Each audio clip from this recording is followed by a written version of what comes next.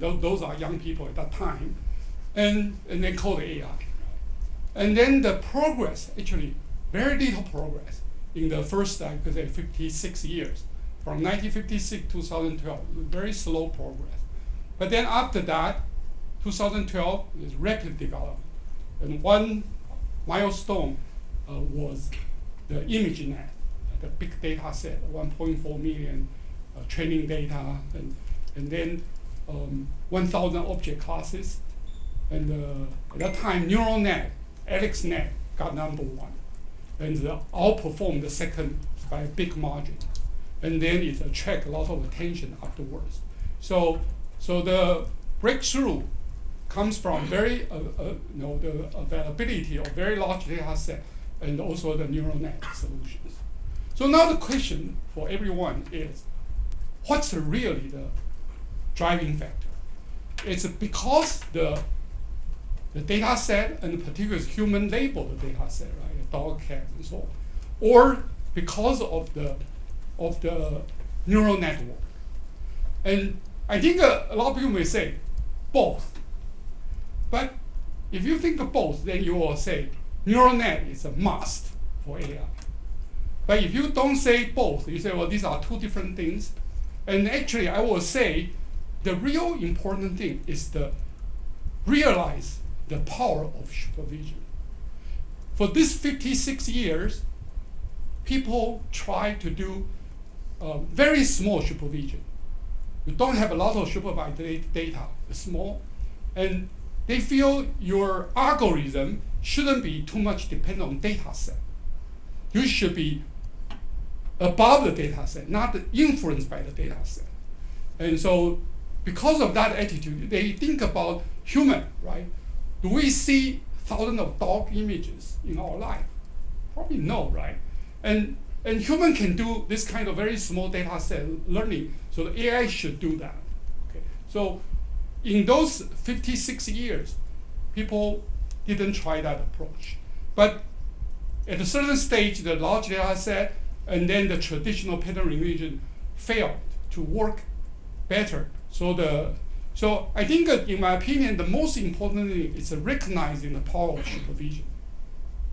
Then the second question is how to realizing this supervision, how to use it.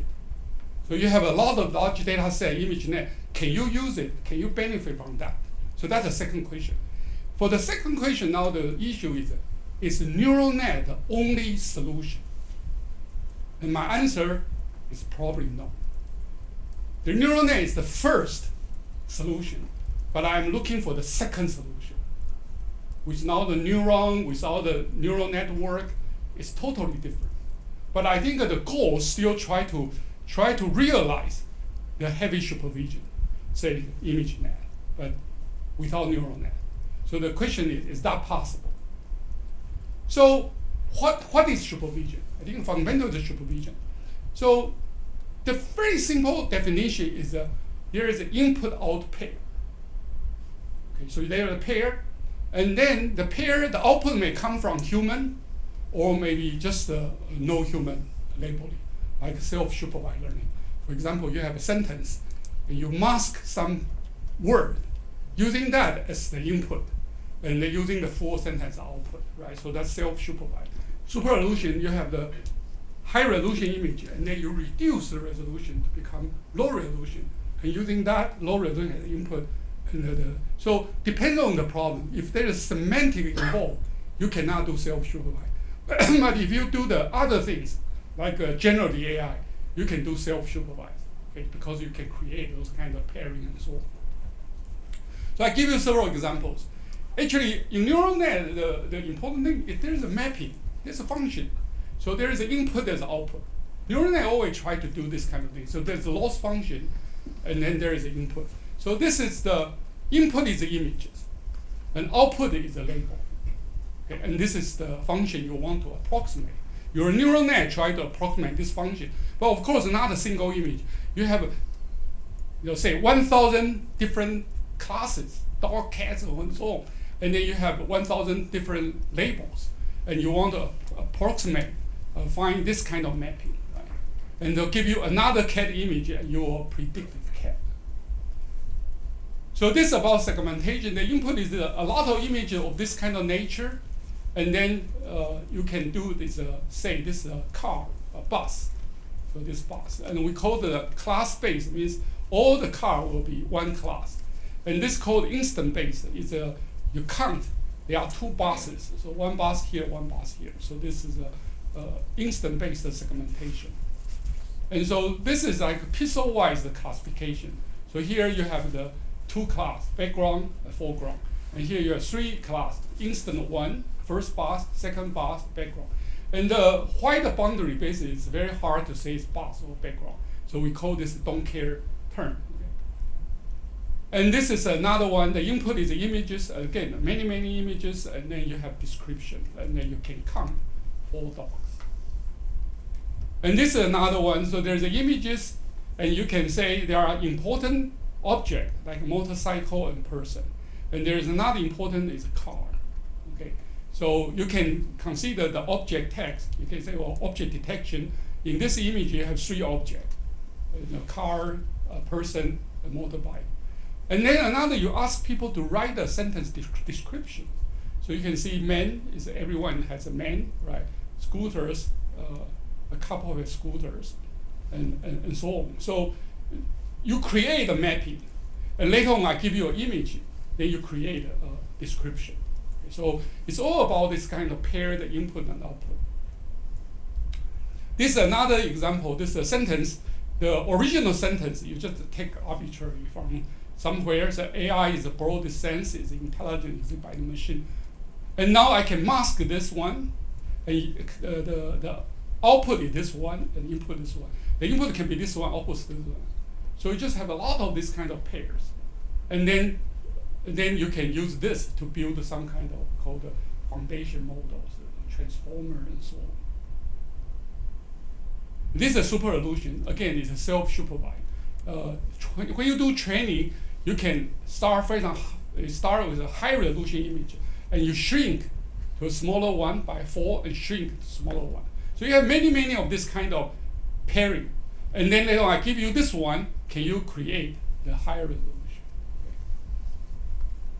Okay, so the number one question is actually neural net can benefit this kind of large mapping, large input-output mapping. So how? So first you need to do a task. You need to collect a suitable training data set. The question is, the more the better? Actually, it's probably yes or no. Okay, the more you have more diversity. So in order to capture diversity, you want more data. But the answer also can be no. Actually, the reason is when you collect data, there is a probability. There are some easy data, there are some difficult data. The difficult data usually is rare data. And easy data means the high probability data. Okay. So if you collect, say, 1% is something hard, 99% easy. Then you collect 100, you get 99.1. You get 1,000, you get 990, and so on. So hard sample actually most difficult to get. So say there are some professor in the medical school, there's a story. So he has some slides, very, very difficult to collect those kind of slides. He put them in the suitcase, right? So student can learn the easy one. But then when he showed the difficult one, the student learns something very unique from the professor, because those slides, it's really the challenging slides. But that's the most valuable slide. So a lot of data, once you collect millions of data, big percentage actually are easy data. Only the very small percent are difficult data. And those difficult data are most useful data. Okay? So this is about the data collection. And again, you need a correlation. If the test data are very far away from training data, it's very hard. And people say you do transfer learning and so on. Those are all very special cases. Generally, the data transfer is very difficult. Learning transfer. Okay, and then today is a design a neural network to conduct this kind of mapping. Okay, and a network is actually a parametric model. So the most challenging is build a parametric model. Okay, and then, for example, the design an effective network is non-trivial. So a lot of trial and errors. Okay, so AlexNet, ResNet, Kai Ming He in Microsoft Research Asia, when he designed this ResNet, he had 100 GPU card. He can access 100 GPU card to train his model, and that's DenseNet and so on. So this kind of architectural design, non-trivial. And most people don't design. Most people just get some backbone network. They call backbone pre-trained network, and they add some peripherals. And that peripheral very small, but big one you don't touch, right? So now the question is, when you ask a doctor, and these are all pre-trained network, all using the image net. Okay? So in order to do some cancer MRI image analysis, they use the ResNet as a backbone and add some other things. And then the doctor cannot tell the patient, your MRI image was analyzed because I used a dog and cat, an airplane, those kind of image as a backbone. The patient said, well, how they relate my MRI, the imaging? It's nothing to do with dog and cat, right? So it cannot be explained. And I think one way I would say, there probably a much cheaper way, a smaller model to analyze MRI image directly without using this kind of large models. And vision transformer and so on. And this now these days, generally models, generally AI diffusion, inverse diffusion, and so on. So become larger and larger, and very hard to explain. So you do this, and then you determine the network parameter by a backpropagation. So model is more important. Parameter actually just one line, right? Backpropagation is you don't have to think much. It will do for you, and you find the best parameter. So the performance of the system basically limited by the training data and limited by the model. And the parameter actually just try to optimize, and also the loss function. Okay? But we have to say, this one is much better than traditional pattern recognition. And why? I will tell you why, okay, later. Pattern recognition based on the supervision only happens at the last stage, which is the decision part. But the feature and then the representation is all based on the human imagination or human design. And those parts not tailored to your target. Only the final decision tailored to the target. But neural net, everything tailored to the target. Okay, so you make the supervision throughout the whole process, whole decision process, whole learning process. So that's the difference. Okay, so the current deep learning practice, data collection and labeling, or use other people's data, right? But a lot of people don't understand what the data about, don't understand the nature. And I think talk about chatbot, ChatGPT, those kind of things. The data really played a so important role. Everything about clean the data, poor data and good data just make your system so different. Okay, and then fine-tune a neural network, and typically use the pre-trained models. So a lot of models pre-trained by ImageNet as a big chunk called backbone network, and then you add some small thing. And again, poor understanding of the model. So, but I think at this stage, it's I'm most worried actually. It's less about the efficiency complexity. Yeah, that's bad. But I worry the most is people don't understand using the black box. So how do you know you are doing the right thing?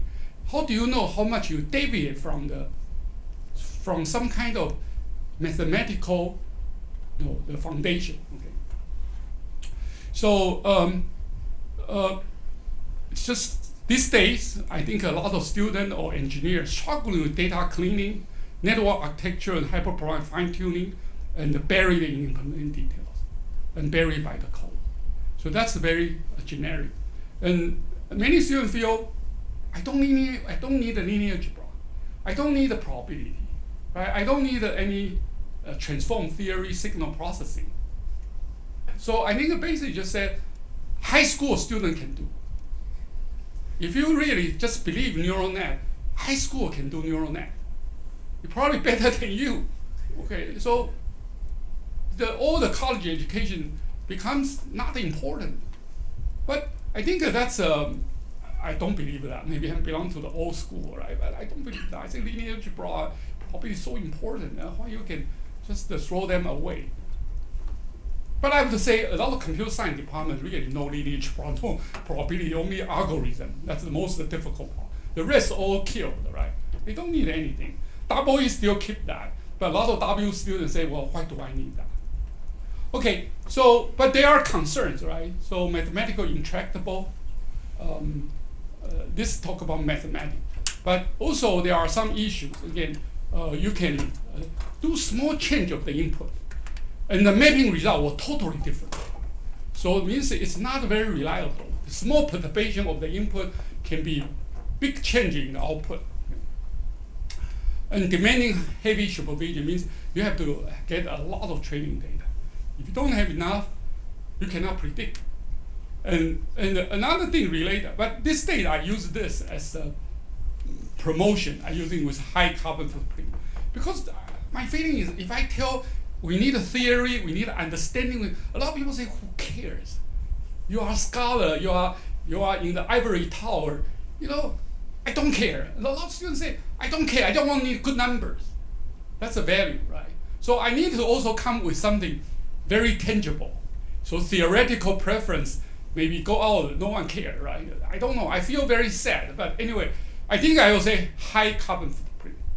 And no one can deny that, okay? Jensen Huang also knows it consumes a lot of power, right? So everyone knows it consumes a lot of power. And then you create a lot of electricity power, create a lot of the carbon dioxide. The carbon footprint is very high and lacking the trustness. So I'm talking about the difference. Here is a mathematics. Here is just logical. At least give me the logical reasoning. Doctor can explain to patient. So why I come with this decision? Because A, B, C, right? But from the neural net, they cannot explain. They say, well, this neural net tell me. They won't say neural net. So AI told me that. And there is no logical reasoning. So, for the layman, this will be a problem. But for the expert, this will be a problem, right? And this data collection is heavy. And then this, I think everyone will be aware. And I also talk to some friends. They say, well, these days, there are some environmentalists. They care about the green, the sustainability of the earth, right? And there's a group with AI. They just want using AI to do A, B, C, D, E, F, G. And these two will fight. Environmentalists will say, no, you cannot consume, you cannot get a high carbon. And this I need AI to develop a lot of things, including weapons, autonomous driving, robots, blah, blah. And when these two forces fight with each other, which one will win? And our prediction, unfortunately, is all very, AI will win. Environmental things, the people always say, we can wait. We set a goal 2050, 2000, but it's not happened, so what? We just keep postponing those kind of things. But one day people need to get the result, right? Need to suffer that. But they say, well, this not. But with AI use the weapon, AI use the this and that. Tomorrow I can benefit. So humans sort of very short-sighted, and that's life, right? Okay, so in order to actually, I have to say my starting point not about the green, not about the low carbon free. I was not that environmentalist. Okay, I just care really the reasoning, understanding. Okay, so there will be some differences. In this, I will say this is a second AI tool. Okay, second AI pipeline. So deep learning is one, green learning is another one. There's no similarity. But my wife sometimes asks me, would you be able to find a compromise path? So because every people do deep learning and they have good life, right? Are you willing to do some deep learning, majority 90% deep learning and 10% green learning? Is that possible? I say, well, this is not possible. This totally conflict with each other. Of course, she's not a math major or whatever. She's just an architect. So I say, well, I choose A, I cannot choose B. I choose B, I cannot choose A. I'm not able to choose a hybrid solution, right? So no neuron. It's actually not a parametric modeling. It's a non-parametric modeling. It's a modular design rather than a whole thing, the modularized. and then it's a feed-forward training. The training is stage by stage, feed-forward. So that's allow you to understand the functionality of each module. Okay, and as a result of this, then it's a small, very small model size. Usually it's 1% of the deep learning or even less, and low computational complexity. So it's a low carbon footprint. Here we use some kind of floating point operation. So we don't measure the time because if you do the multi-core GPU, then it will be faster. But the carbon footprint is still high. Okay? So the more objective measure is the floating point operation and allow the logical reasoning. Okay? So these are the characteristics and these are the differences. So now this is like a long introduction, and then I will talk about several things. So there is in the very beginning, I try to design the deep learning parameters by using a feed-forward training, feed-forward process. And then I realized actually I don't need the neural net. I can just free from the neural net. So there's a green learning, first generation green learning solutions. And then there are some more recent tools, the last 2 years, 3 years. So how to select the powerful features, how to generate new features, and also the flexible coding of object classes, and so on. Okay. So these are the papers, and then I mentioned this story. So I have a single author paper, because no student wants to do it. I asked students about that and say, well, why the nonlinear activation makes sense, right, or needed, and students just didn't want to answer the question. So I need to do the research myself, and so that shows somehow some stubbornness inside me, right? As a student, very stubborn also. So anyway, so there is a two-part. One is how to find the parameter here. We do the feed-forward. So this first stage, and then this is the second stage. This is a multi-layer perceptron. So how we find the parameter here? And this is a very early day, the convolutional neural net by Lacan, 5 layers. So this each convolution layer, actually there is a K is just a filter. How many filter? Like 6 or something. And this is a small convolution. It's just like a inner product of the 2 vector. One is the the weight coefficient vector, and this is the input. We have a local patch, say 5 by 5. So there are 25 element vector. And there's 25 element weight vector here and plus a bias. So this part actually still easy to understand, right? It's a linear or fine system. And now this is a nonlinear equation. So this part makes it difficult. And then you get the output. Okay, so the question I had for my student is, why do we need this? It seems all the mystery, all the power of neural net is because of this guy. And so I think if I understand this, then I can understand neural net. Okay, so you can analyze it. One is using the backward propagation, so it's a parameter optimized in a large nonlinear network. Okay, so backward propagation is called stochastic gradient descent method. But another viewpoint, this is hard to do anything about that. And the second viewpoint is to consider, suppose I have some weight already available. Then I apply this in the testing. So I can view this weight vector as a basis or kernel of a linear space. So they form a linear space and then project to that basis. So I can use a linear algebra signal analysis. So here, say there are 5 by 5 pixels, so you 25 dimension vector. And then you have a couple already trained parameter, already trained vector. So you do inner product, and then we consider the unit hypercircle or hyper sphere. And then the inner product of the two will be just the cosine theta. So projection here, projection here, projection here. Actually, I spent about 2 years to come up with this diagram. It's not so easy to get this. But anyway, I draw this, and and let's assume the bias is 0 temporarily, and then we do the projection. So now the question is, why you do let's consider the ReLU, rectified linear unit. So the projection in this, we keep the same projection. But if the projection becomes negative, the theta is greater than 90 degrees and the projection is negative, I kill it, clip it to 0. Why? Then, why is not symmetric? In signal processing, we know the positive correlation and negative correlation, they are equally good, right? We will not don't like the negative correlation. But when we do the multi-stage, then you want to kill this. So it must be related to the cascade.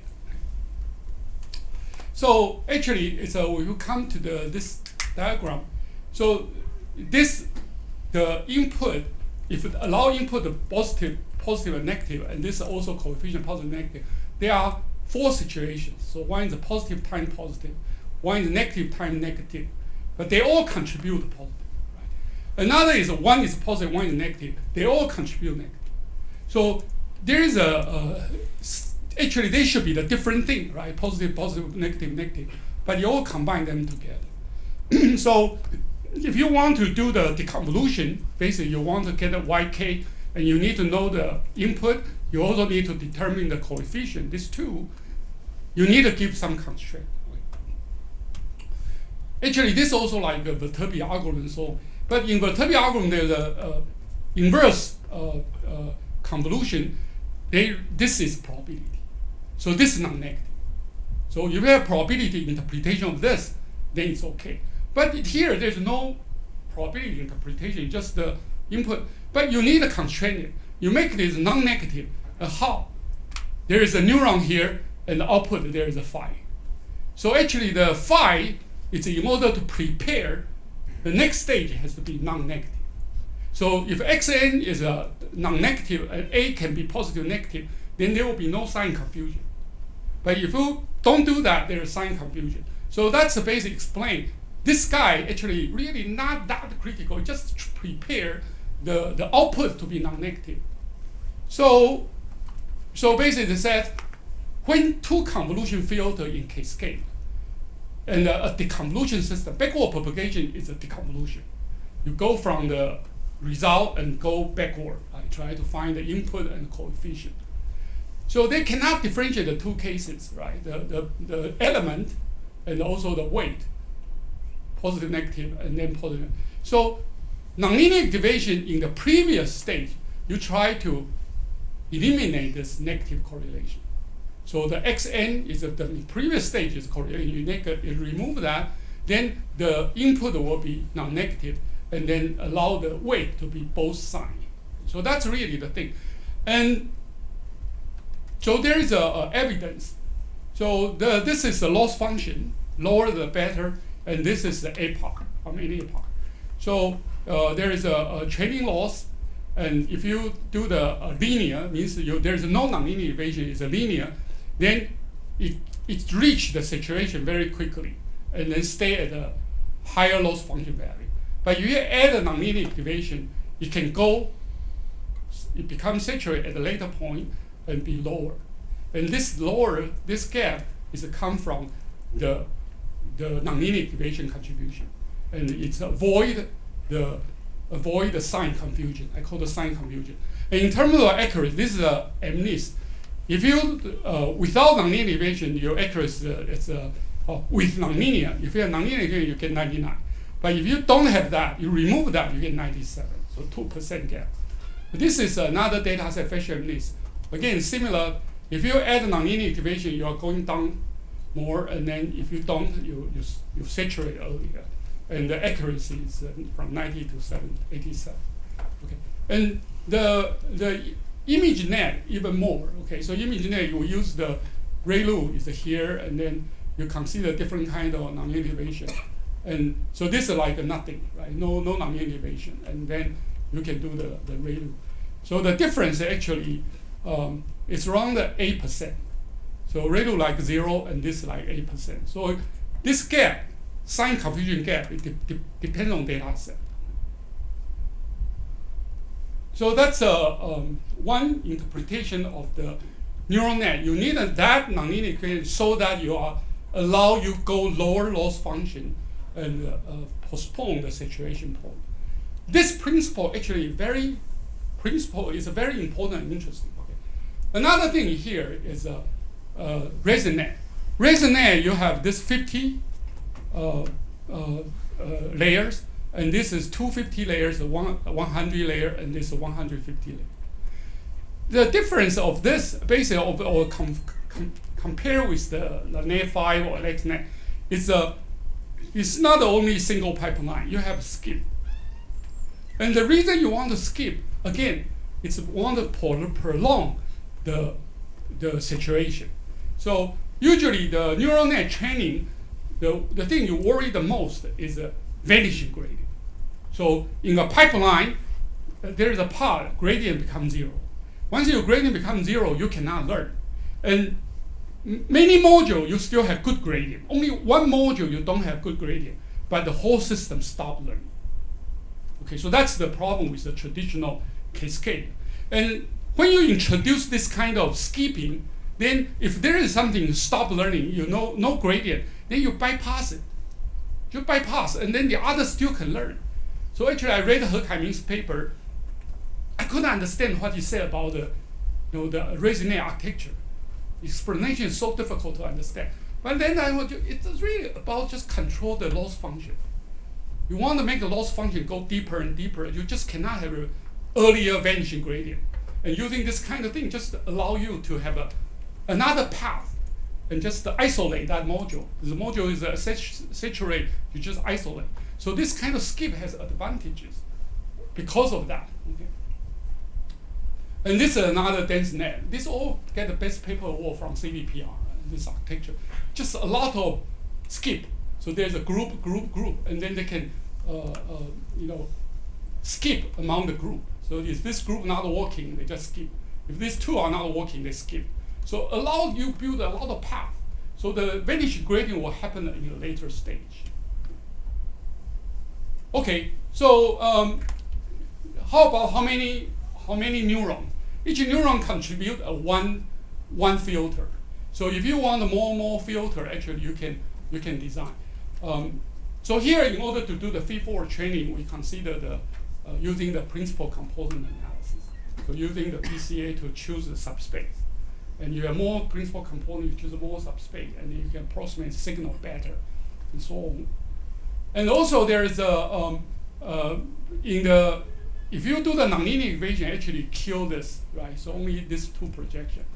And so in principle, like you have 50% non-zero, positive, 50% negative, then you kill it, it becomes 0. So this pipeline, a lot of 0 flowing in the pipeline, it's a waste, right? Just 0, 0, 0. But why you need 0? Because you need that nonlinear equation, so you need a lot of 0. But if you can take care of this, because the key is you have to do the feed-forward, there is no deconvolution. The deconvolution is backward propagation. Okay, so all the problem is about backward propagation. Neural net need the backward propagation to adjust the problem. But backward propagation is not very economic because the create a lot of 0. But if you do the feed-forward, there's no deconvolution anymore. Just the feed-forward vector times the matrix. There's no sign confusion. Just go forward. So there's no such thing. There's no kill some filters. You can use all the filters. And another thing we need to pay attention is we cannot do the PCA on the non-zero mean. So we need to get a 0 mean. So in order to get a 0 mean, basically you have a patch, 5x5 patch. We just do the DC, so it means local average. And then remove that, and then the rest we can do the PCA for that. So compose the DC component, AC component, and then do the PCA for that. So when you do the feed-forward data flow training, there's no sign confusion. Okay. And also in this part, you only examine the pixel correlation. There's no label needed, so it's unsupervised. Okay, and then this part is MLP, and then at that time we try to explain this MLP, but later on we have a simpler idea to do it. But here I try to give some insight about the meaning of this. So one you view just again backward propagation. Very hard to get any deeper insight. And if you do the feed-forward, basically you consider it's more like a linearly square solution, and using a lot of output and a lot of feature, and to determine that this regression matrix, and this regression matrix will become the coefficient of the MLP. Okay, so it's using label to assist your linearly square regression. And for example, you have the one layer is 120 dimension, but output only 10 classes. So why you have created intermediate result? So basically, we consider the intra-class variation. So when you write the 0 to 9, there are different ways to write zeros, okay, and a different way to write 1 and so on. So we created some kind of subcluster, and using this as a supervised signal, and so on. So the input is like a feature you design from the convolution layer, and the output there's 120, 84, and 10, and we use that as the intermediate result and create one hard vector. So one is 1, the other 0. So this shows the intra-class variability. There are zeros, but there are different zeros. One, there's different one. So basically, we try to do the clustering, and one type of 0, one another type of 0 called 0, 1, 0, 2, and so on.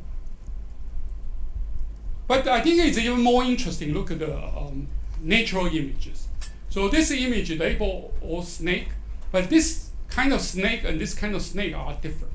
So we can class the feature of this and give them one label and this another label. We can call snake 1, snake 2. So just the one step, go to the snake will be very difficult. But I can say, well, go to snake 1 or go to snake 2. And later on, I combine snake 1 and 2 to snake. So that's explain why I need a multi-layer. So because I have an intermediate result, which is easier to reach. Another example is called aqueduct. So this aqueduct and the feature, actually, they are closer. These are closer and this closer. So you can cluster them together, and these are the intermediate result. And later on, you combine them. Okay, so it's all give you the insight. But this least square regression approach actually is very valuable. Later, I will show our recent work. Okay, so these are least square. So you have the one subclass of 1 and the other 0, and you have many of these kind of things, and you have many input of different images, different snake and snake 1, snake 2, and these are the parameters you determine. Okay, so you can feed-forward determine the MLP. So we get some result, so MNIST and the CFA 10, and so these are the feed-forward design, and this is backward propagation, and this is a hybrid design. So the hybrid means the convolution layer we do feed-forward, and the MLP we do the backward propagation. Okay, so so that's still based on the Lamé-5, and then we try to determine the coefficient ourselves, and using the feed-forward idea without backward propagation. And now, once we realize more about that, and actually we probably don't need a feed-forward CN. We can just because we do the feed-forward, right? So we don't need a nonlinear activation, and then we can design a non-parametric process. So this is the green learning pipeline. So there are 3 modules. One is a representation learning. I can try to learn the representation of the images, different representation. For example, I can do wavelet transform, I can do the PCA, I can do DCT, I can do many things, right? But I try to just understand the pixel correlation. Okay, and then later on, I think the green learning is to try to introduce a supervision to this part. This machine learning, of course, everyone uses the supervised learning. Okay, so that's but of course, we say we use XGBoost and so on. And this part actually is the main thing about the green learning. And I will also explain the difference between green learning and pattern recognition. Okay? But here, the key is you want to use label to guide you to do the feature design instead of use human. So no human handcrafting, it's all automatically generated. So learning, instead of doing the backward propagation, I feel you do the backward propagation, actually this part is a waste. You really don't need put the label and the input through the whole thing. This part you can do very quickly, and make learning here. So using the label to help you design powerful features, and then go through the traditional thing. So this is the make green learning green and also very unique. So this is the pipeline. So this is like representation learning, and this is feature learning, and this is decision learning. So the representation learning, one thing, this is about the different trade-off, spatial spectral trade-off. In the beginning, there's a finer spatial representation. Spectral is shorter because the recept field is small. Go deeper, the spatial resolution is smaller, resolution is small, but each recept field is bigger, the spectral component is bigger. So some professor asked me, these are linear, and then you can multiply them together. Yeah, they are linear in some sense, except the maximum pooling. But the important not about linear or nonlinear. The important thing is a different trade-off. There are some things you want a more fine spatial and less spectral. There are some areas you want less spatial but more spectral. The key is you want the diversity of the representation. That's the key. So yeah, I mean you can go one step here, but you're losing this kind of intermediate diversity. So this actually we talked a little bit. So basically we have some spatial point at this neighborhood, and then we can merge this to become just one spatial, and then increase the spectral. So here we basically collect them, concatenating them together 9 times this one, and then we use the sub-transform, is a PCA based, and then make it shorter, right? Make it shorter, and then we go next stage. And also this one is, this sub-transform in PCA base is very stable. Means you don't need a lot of images. You are able to get a very stable coefficient. So this is AC 1, 2, 3, 4, 5. It's just a very small number of images. You are able to get this cosine similarity of the final convergent one, and then the coefficient. This is statistic based. So we use a lot of statistics. We use a small number of samples, we are able to already generate like converged coefficient. And the reason for that, we look at this is the number of samples for the small cuboid, and then this is probability norm of the convergence covariance matrix. We look at the difference between the two covariance matrices. This covariance difference decay very fast. This 10 to the minus 4 point. So it means once you have few samples, and then this covariance matrix already converge. Okay, so you don't need a lot of samples. That's the real advantage of green learning, is that we use a lot of statistics. So how to find those filters? You don't need all the training data. You need a small subset of data. As long as the distribution is stable, you pick them, then you can find this kind of very stable, the filter. And this shows the different MNIST, facial MNIST, and CFA10. And using the Pixel Hub, so our performance is, at that time, it's already outperformed the LAN-A5. And here, at all day, we use the measurement, so using the CPU implementation, and it's much faster. And also, another thing is about the scalability. So the labeled training data reduced, and this is the test accuracy. So when we have a smaller amount of training data, our performance degradation is slower compared to the deep learning. Okay, so again, this one is when the training data becomes smaller, the gap between the green learning and deep learning is actually very big. There is also similar, but that's too low. But if you have sufficient, you have that. So the green learning scale well to small amount of training data. And many problems is like that, particularly medical application. Medical application, a lot of things is small amount of data. You will not get 1.4 million of the MRI images and so on. You usually get 1,000 patients. This is pretty good. So you need some algorithm can scale well with a small amount of training data.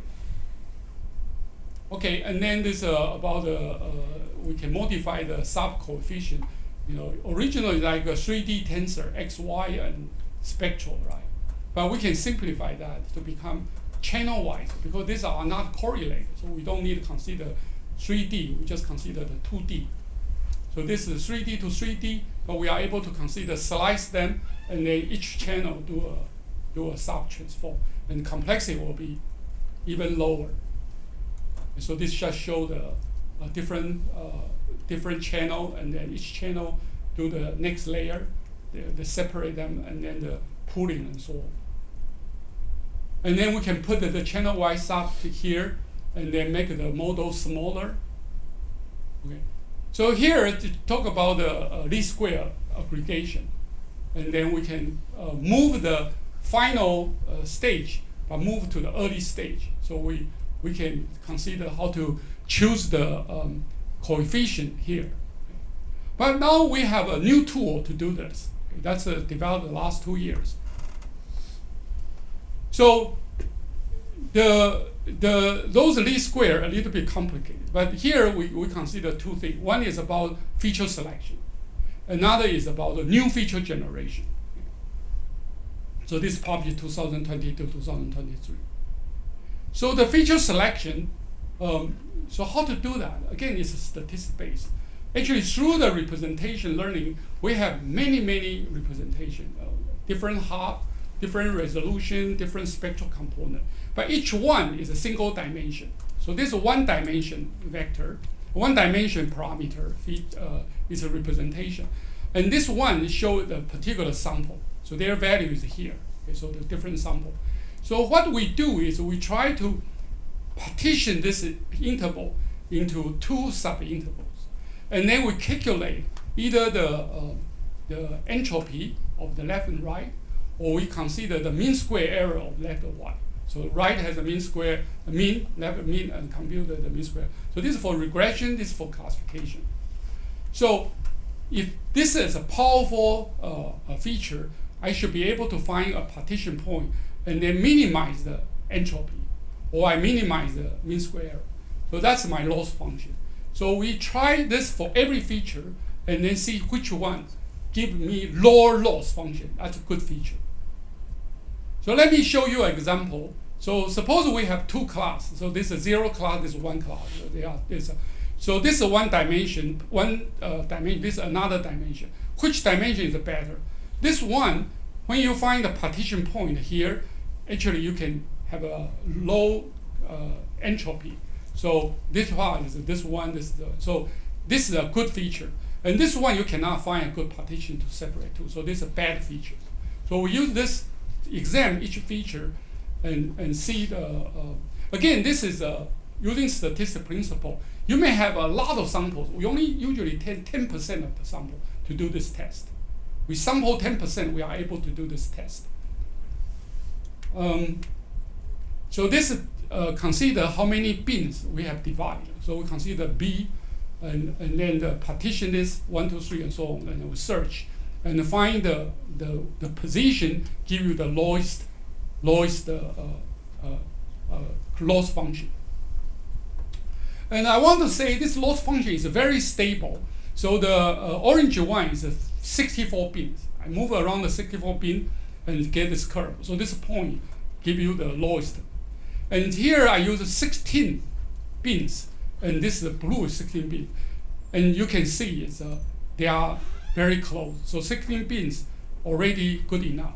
And the foundation, the rationale behind that is because when you partition, you move from left to right, only the middle part changed. The other part all frozen. They don't change. Only one middle bin change from left to right, right to left, right? So it's a guarantee this curve very smooth. So usually we just use 16 bins. We don't need a lot of things. And then every one feature we find the lowest point, and then we plot that. We sorted this loss function from lowest to highest, and pick the one we call this elbow point, and choose the elbow point before the elbow point. These are powerful features.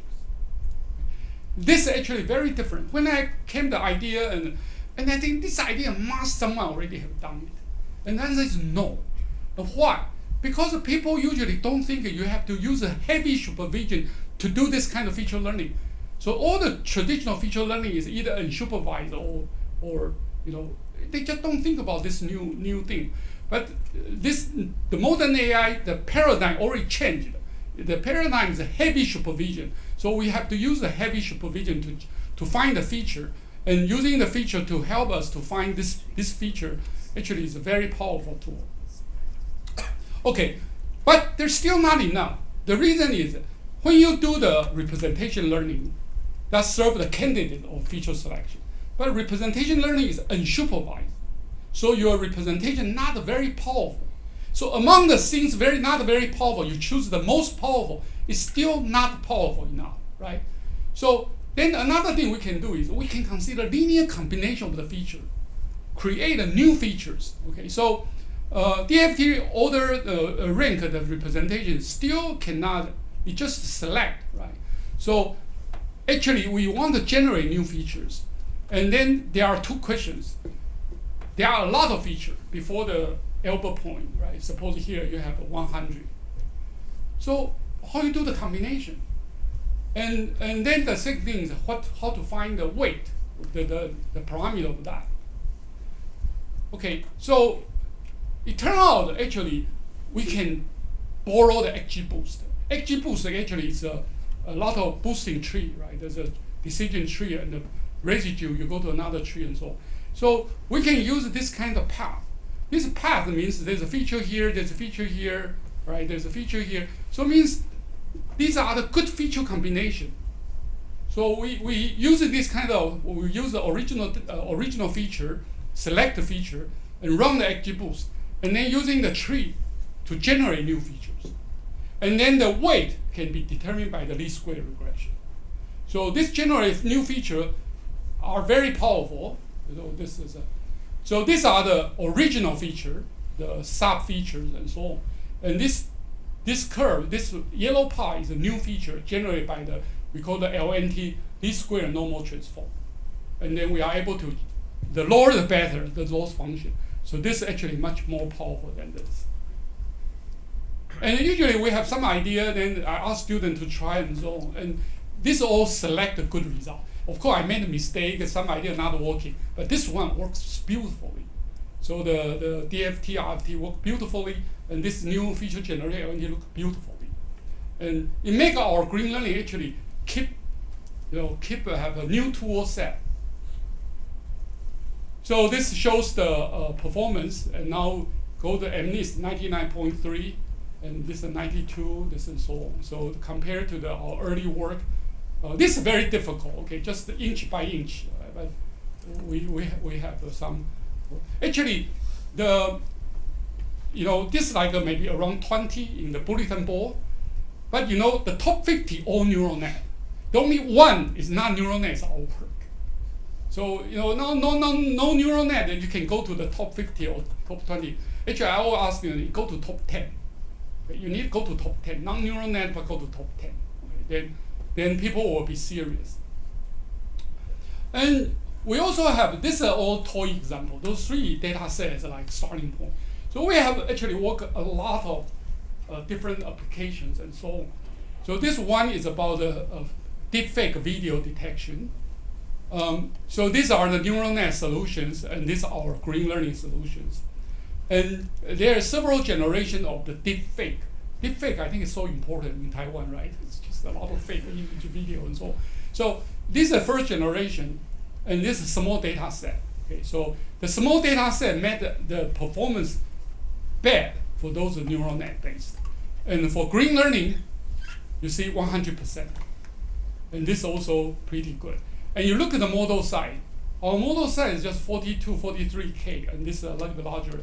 You compare to all others, it's all the million. And why they get a million? Because they put the ResNet there. Once you have ResNet, 20 million. Okay. And this one is smaller, but this one performance is not very good. So anyway, you can clearly see very small model, excellent performance for this small data set, the small training. And the second generation, again, we also outperform other neural net. So the bold face is number 1, and the underbar is number 2. So again, the model size is so small. And another example is the quality assessment. So this is basically user-generated content. There are two kinds of quality assessment. One is about the Netflix, the streaming video. There's a reference. But there is a user-generated content, like we take pictures and so on. So those has no reference. And so the thing, you want to measure this kind of quality and using machine learning. Okay? And here also the different classes. This is a more traditional pattern recognition performance. The evaluation is about correlation coefficient. It's SROCC, linear Pearson correlation. So the correlation coefficient 1 is the best, okay, and lower the worst. So these are the more traditional pattern recognition. These are entry-level deep learning, and this very large model deep learning. So our in this group, okay, not the best, but in close. And here I want to show the model size and floating point operation. So our model size is 1, so normalized 1. The sort of transformer or the resonate based is all much larger model size. And in terms of the flops, it's 500, 600, and so on. So you really want to save electricity. Green learning is very attractive, okay, but of course, not many people know this. Okay. And another thing is, if you look at the per pixel, it's and this is about video. The one I mentioned is a green image quality assessment. Now you talk about the video quality assessment. So there are two data sets. Again, this is the number 1. We are number 2 and number 1 here. And if you look at the model size, it's much smaller. And if you look at the complexity, so now the saving the electricity is not about 10%, it's about 500% and so on. And also another thing people call lightweight deep learning and green learning. Lightweight deep learning actually is to reduce the network size by pruning some connection and so on. But usually the reduction is about 50%. And if you do more and more, maybe you can push to 10%, but you sacrifice some performance. But green learning, you just from scratch, you design a new pipeline, and it's a non-parametric model and so on. So the model size, it can be significantly smaller. Okay, so here I want to compare the pattern recognition, green learning, and deep learning. So deep learning is doing the supervision all here, all end-to-end, decision and so on. But now the problem is there are many, many layers, and you really cannot explain what's going on. You really cannot isolate things. So people, boast about this kind of end-to-end. But I think to me, end-to-end probably is a shortcoming than the advantages. Classical pattern recognition, this part, basically you don't use any supervised signal. You just use the human to think about things. And even humans are very clever, very creative. How many features you can think? Probably 100, that's already a lot. Radiomics, like 1,000, okay? But that's also a lot of similar things. So human thinking is not really as robust as using the supervised data. Particularly you have a large supervised data, you should then leverage that. So this part actually weak. And later on you have the machine learning tool here. And green learning actually 3 stage. This stage is no supervision, and I'm using the statistics like PCA. And then I supervise here, and I select good feature, and then I generate new feature, even more powerful. And this part actually is a real contribution of the green learning. And this part actually we use XGBoost a lot. And recently I also try to improve this and make this all more automatic and so on. But fundamentally is this one. So we do the feature learning. And this part is shared. Like it's a different task can share the same representation. And then different tasks have different label. We can do the supervised learning to find the power feature and so on. Okay, so how to evaluate AI ML system? So one is about performance numbers, so effectiveness, prediction accuracy, scalability, general AI, high quality generation, reliable generation. So this is effectiveness. Another is efficiency, model size, resource, computational resource, and so on, right? So the carbon footprint, that's efficiency. Another is the interpretability. So the meaning of the processing operation, what you are doing, the meaning of the intermediate result, repeatability. I think from academic view, this is really the contribution we should make. Company can do this, okay, company can do this, and now a lot of neural net people ignore this. They think, well, I just buy more powerful GPU. 800, not enough, GB, whatever, 200. Oh no, of course, the NVIDIA CEO will smile big. Buy more, and so on. But how about carbon footprint? How about electricity? You know? So the efficiency need to go down. Right? Someone has to do it. And then interpretability, at least, no industry people do it. We have to do it. Right? That's I worry the most. So now these days, students really no theory. They don't know any theory. And they claim they are AI experts. They're kind of sad. And the key question basically is supervision. You know, how you introduce supervision, different stage, and how you design the attention. Usually something is very big, you need to look at something. And this day, the attention usually through the backward propagation, right? They're using the backward, I say, oh, this part actually people see, right? The machines see this part, the attention. Another is the processing, right? The feed-forward or BP way. I mean, the inference always feed-forward. Okay? Doesn't matter what system, all inference feed-forward.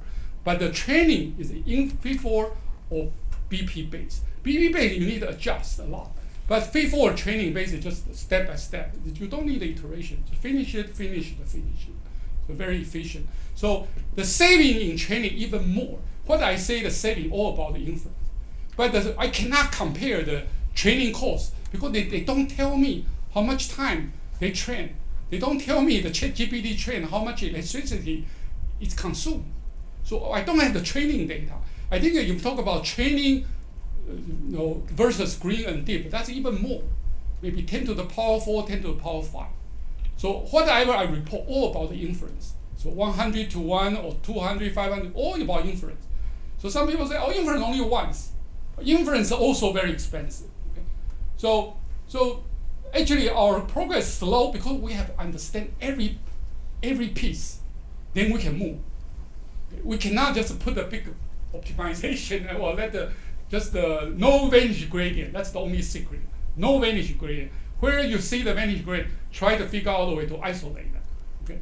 So this actually, attention is very interesting. Can we do feed-forward attention? I look at the things I know where the attention is. And the answer is yes. Actually, we have some idea already how to do it. But I cannot present here because we haven't read any paper. But sometimes you just need to insist, right? I believe it will work. And then it will work. You will find a way to work. So attention can be feed-forward. You don't need BP. So maybe we have to say bye-bye to BP. Actually, day one, I just didn't like BP at all. I feel just very expensive. And at the end, I said, oh, I can really save. I don't need a BP. Right? Yeah, so supervision is what is a supervision, right? And two supervision, semantic or non-semantic. Semantic is usually human. You need human help. Non-semantic, then you can just do a lot of Gen AI is non-semantic. Just generate from one to the other. So you don't need any semantic. And attention is to choose some subset. Right? And you can BP-based attention or feed-forward attention. And if you know the attention, actually you can make more correct decision. And processing may determine the weights. Okay? And so you can BP-based or you can feed-forward based. And you can linear, you can do nonlinear and so on. And this, again, once you know how to determine weights, and then you can do the inference. I have an overview paper. This is my colleague, not my PhD student. And it's basically some kind of summary. So it goes closer with my presentation. So if you have questions about my presentation, you read this paper, and also about some history of the first 8 years of the green learning. Yeah, so I think again, I will say modern AI is built upon supervised machine learning, heavily supervised, not neural net. Neural net, yes, I mean, all people feel, put the equivalent sign. But I think once there is second pipeline, learning pipeline, without neural net, then people realize there is an alternative. Okay, so the key is there is really the AI is based on creating a large set of paired input output. Okay, and green learning actually it's an emerging AI way. It's allow your understanding, interpretability, reliability, and training data as well as you can scale with small amount of training data. And sustainability means low carbon footprint. And there are a lot of research opportunities. I think all the deep learning applications can be revisited through the green learning methodology. So I think that's conclude my talk, and open to questions.